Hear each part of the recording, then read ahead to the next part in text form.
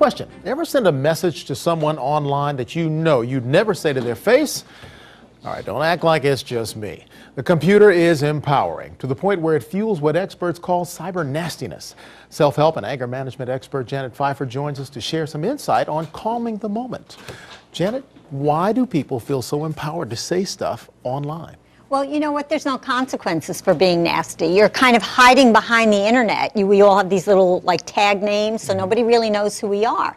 So we can say whatever we want, and there's no repercussions. We're not going to get in trouble. Nobody's going to criticize us. We're not going to lose friendships because we're anonymous. Is that really true, that we are anonymous? I mean, we know that if you commit a crime, you can actually be tracked, but in this realm, are we really anonymous? Well, I think for the most part, people aren't going to track you to find out who you are, unless if you're really doing something that is maybe borderline criminal. But I mean, people can post anything. I go on the websites and I post comments to daily news stories, and I see how offensive people get. I mean, they really are nasty. Oh, yeah. They use profanity, and again, they have their little tag names, so nobody really knows who they are. That's interesting. What's the psychology behind why people are willing to express such anger on the internet? I mean, to the point where we have bullying and real nastiness going on. Yeah, well, and it really is a form of bullying because people can become very aggressive. They can act out their hostilities. Look, anytime people are passionate about whatever it is they're discussing, all right? But that passion can also border on bitterness and resentment and aggression, so all of that can come out. We can say things anonymously that we would never say to a person's face.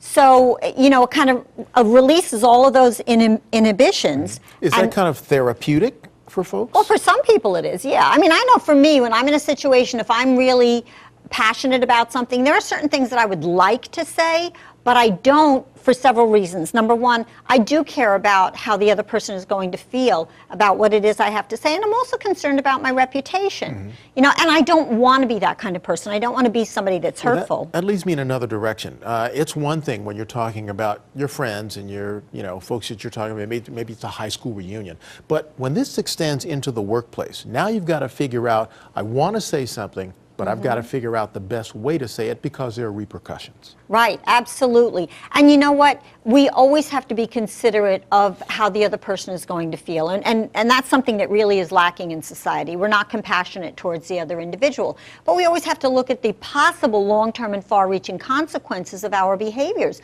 Because if you're working for a company, you better believe that there's somebody that's going to get a hold of that and you will be disciplined for it. So you could actually be putting your job at risk. And, of course, now you have employers looking at Facebook. Sure. You've had them looking at the social networking thing. So this has created a new aura of, hey, I really better watch what I say. Oh, yeah. If I was hiring somebody to come work for me, I would be very leery of any type of nastiness on the internet, because now I know the character of that person, and I don't want somebody like that representing my company. So, we really have to take more care in terms of what we're posting, because once you post it, it's out there for the whole world, and it's out there forever. You can't retract it. How do you deal with it if you're the recipient? If somebody's giving you the business, really nasty, how do you deal with that? Well, and I've had that.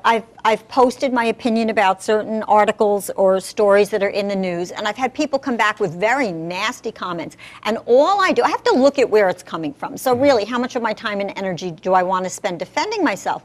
But I will make a comment very often about there's no need to get nasty.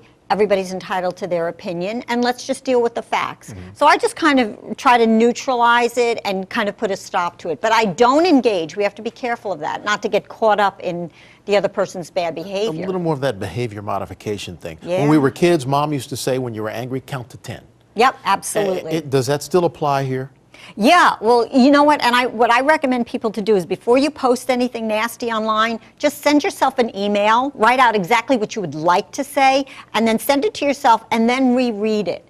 And then give yourself enough time to think about, do I really want this out there for the whole world to see, or do I need to rephrase what it is I want to say? Because whatever you have to say, there's a polite way of doing it and there's a rude way. So you have a choice. You can still, be honest with your feelings and say what you need to say, but you can do it with dignity and respect. All right, find the nice part of nasty people. Absolutely. Thanks, Janet. Always fun to have you. Oh, my pleasure, Brian.